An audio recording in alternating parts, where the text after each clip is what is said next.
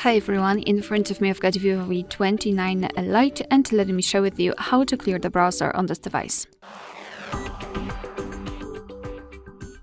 So let's start with opening the browser. In my case it will be Google Chrome, but no worries, this operation is pretty similar in all other browsers which are commonly used. So all you have to do is to tap on this three dots icon in the right upper corner and enter and delete browsing data. Here your device will remove some basic browsing history like the history itself, the tabs opened and cookies cache and other site data. You can change the time range from 15 minutes to, for example, 4 weeks or even all time.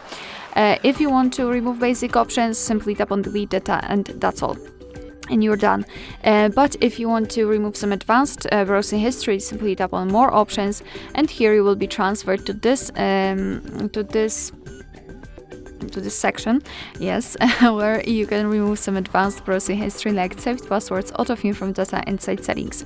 So if you want to remove something, make sure that it is marked. I will remove everything. Again, time range, I will choose all time and tap on delete data. And as you can see, we've got this information, which means that we just successfully removed all saved, all browsing data basically.